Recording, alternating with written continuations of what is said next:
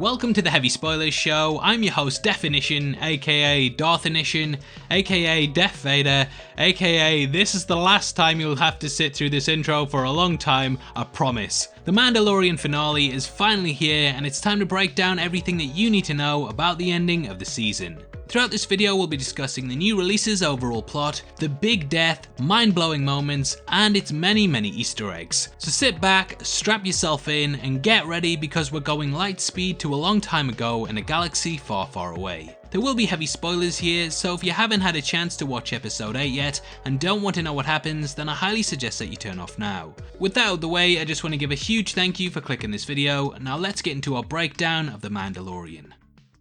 Okay, so episode 8 picks up on the huge cliffhanger at the end of episode 7. The Speederbikes have Baby Yoda, and Mando, Cara and Greef Karga are in a pretty impossible situation. Where episode 8 differs slightly though is that the introduction actually starts off with a dark sense of humour. We see the two Speederbike troopers reference that Imperial Warlords like to kill their own men, and this is something that we've seen throughout Star Wars history, most namely Darth Vader, who had no problem offing his own troops. They practice shooting at some scrap and miss, which is a nice callback to the old Star Wars joke that stormtroopers can't aim.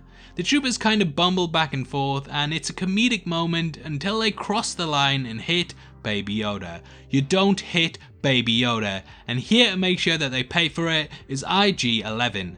After the death of Nick Nolte last week, I'm just calling him that because every time I pronounce it Queel or Cool I get in trouble in the comments. Anyway, he's back to avenge his master. There were a lot of theories last time that IG-11 had turned bad and cemented the Mandalorian's prejudice against droids, showing that you can't really reprogram them, but the bot is back to prove him wrong, and we do know now that he did not kill his master. I did theorize this last week as the concept art did show the Speederbikes firing at Nick Nolte, so we can assume that it is these two that killed him. IG-11 takes them out with no effort, and it's an awesome rescue scene that I loved watching.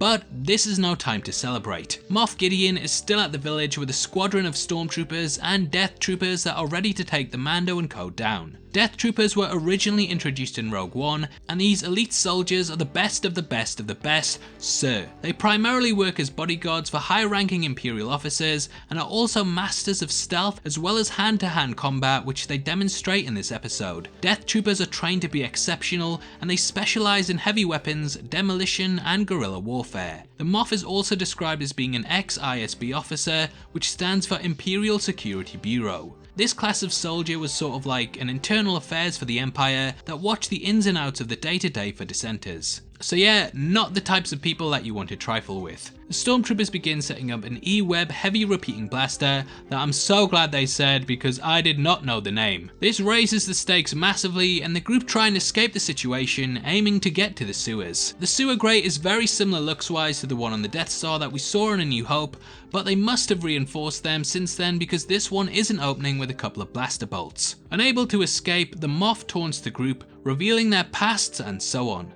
This is the first time we hear the Mando's name dropped in an episode. Though Pedro Pascal did reveal that it was Din Djarin in an interview after the first episode, it's never been said on screen, and it shows that the Moff is probably subscribed to this channel for the breakdowns, as you should too. Thank you very much. He also divulges that Cara's full name is Cara Cynthia Dune, and that she's from Alderaan, which was famously destroyed in A New Hope by the Death Star. This adds a lot of motive for why she joined the rebellion and tattooed their symbol on her face. We learn that Din Djarin wasn't born on Mandalore, and then see more of his backstory in which separatists ravaged his home. Gideon also talks about the Night of a Thousand Tears, which is directly tied to Din Djarin's past. We finally get the entirety of the death of Din's parents, and how he was able to escape the super battle droid that discovered him hiding. We see separatist ships flying through the village, and during the Clone Wars, these were under the orders of Count Dooku. Din was saved by a character that looks extremely like Jango Fett uniform-wise, from not only his aerial but also his backpack. However, there are several other troopers wearing the same thing, and of course Jango was dead by the time that the Clone Wars started, so yeah, this definitely isn't him. According to Star Wars lore, the Jedi were fighting to free Mandalore during the Clone Wars, and during the siege, Order 66 took place, though whether we will see this actually play out in the show is completely unclear right now. Later in the episode there is a reference to the Mandalorians, most notably their leader, Mandalore the Great, who fought an army of sorcerers named the Jedi. Din became so attached to the Mandalorians because they saved him. He was raised in the fighting corps and became the man that we know and love.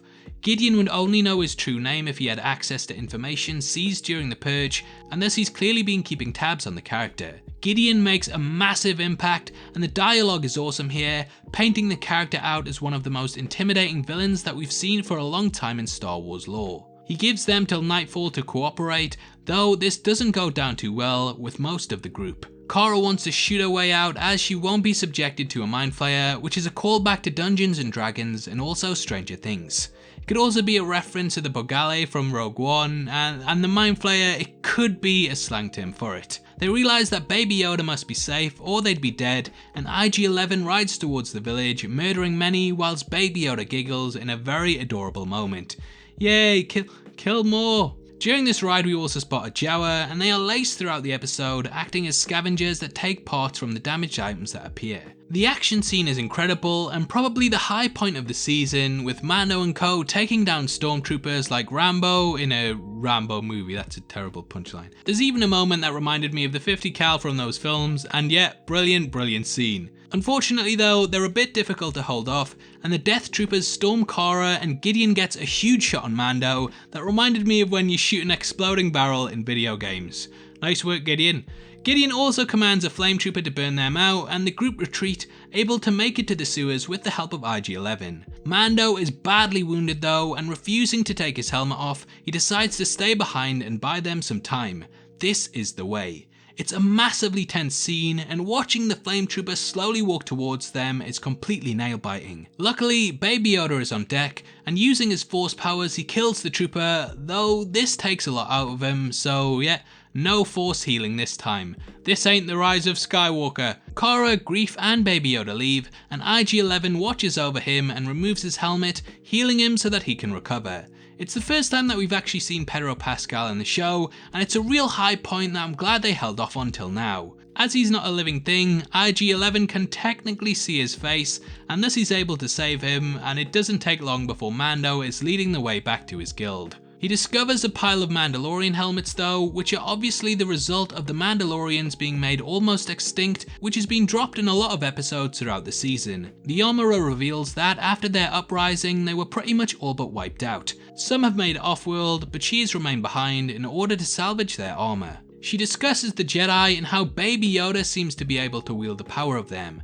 She also tells Mando to reunite Baby Yoda with its own kind in order for it to be trained. Neither character knows of the creature's homeworld, and this is in keeping with Star Wars lore, in which we've never actually learned the true name of the species or where they come from. This sort of sets up season 2, in which they'll likely go looking for a place for the child. Their attachment in some ways mirrors how Din was found and then taken under the wing of the Mandalorians. The rescue has clearly had an influence on him, and this is why he decided to do the same for Baby Yoda, as he probably saw a lot of himself in the character. As rules go, Baby Yoda is a foundling, and Mando is now his father.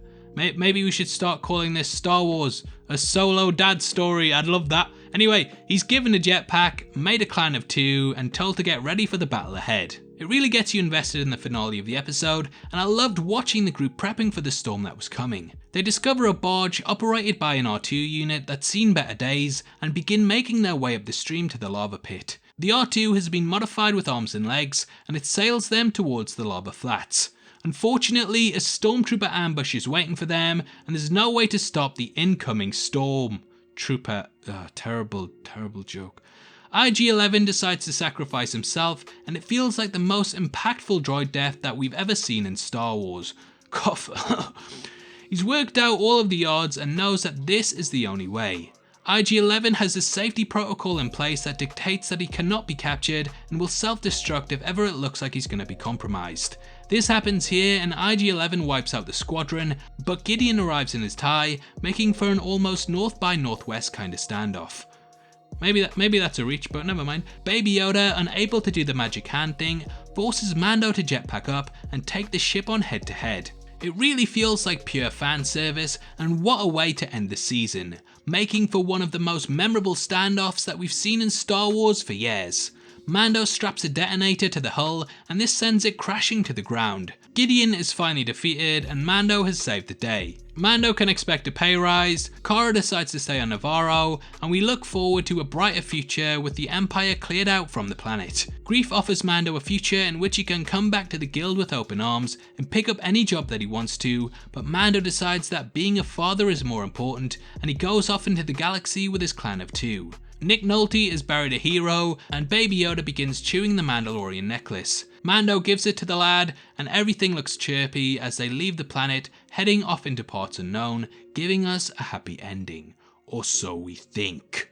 We cut to Moff Gideon's tie and see him cutting his way out of the craft with a black lightsaber. Whilst on the surface this looks like a cool little moment, there's actually a lot of subtext to it, as this is the Darksaber, which is a ceremonial weapon that the leader of the Mandalorian planet used to carry. The Darksaber was built by the first ever Mandalorian to be inducted into the Jedi Order, and since then it's been passed down from generation to generation, and the fact that Gideon is carrying it shows that he was instrumental in the fall of the Mandalorians. Gideon will likely have his sights set on the pair now after his crushing defeat, and it's unlikely that they will have it easy out there in the cold reaches of space with the character constantly on their back. Personally, I think that they will set out to find Baby Yoda's home planet, and this will finally be set in stone in the Star Wars lore. We will also likely get Baby Yoda developing his training, and who knows, next season, he may even be on his way to his teenage years. A Jedi and Mandalorian combo aren't to be trifled with, but Gideon, even more so now, has his sights set on the character, so it's very unlikely that they'll have an easy ride. Now obviously I'd love to hear your thoughts on The Mandalorian Episode 8, as well as what your theories for the future are. Make sure you leave them in the comment section below, and if you enjoyed this video then please force push that like button, and make sure you check out our full breakdown of our thoughts on Star Wars The Rise of Skywalker, which will be linked at the end. We go over all of the plot holes, things that we liked and things that we didn't. So yeah, definitely worth checking out if you want to know more. If you want to come chat to me after the video, then make sure you follow me on Twitter at DefinitionYT, or head over to my Discord server, which will be linked in the description below. We drop videos on there early, so if you want to see stuff before anyone else, then that's the best place to be. It's free to join and we have an awesome community, so hopefully I see you over there very soon. We're also giving away a free copy of Joker, which is one of our favourite movies of the last year, and all you have to do to be in with a chance of winning is like the video, make sure you subscribe to the channel, and leave your thoughts on The Mandalorian in the comment section below. The winner is going to be chosen at random on the 15th of January, and the set will be shipped out from then to whoever gets the prize, so best of luck to everyone who takes part. This is a channel for people who are never missing television, so if that's the kind of thing you like, you need to subscribe to Definition. Thanks again for taking the time to watch this, you've been the best, and I'll see you next time. Take care, peace.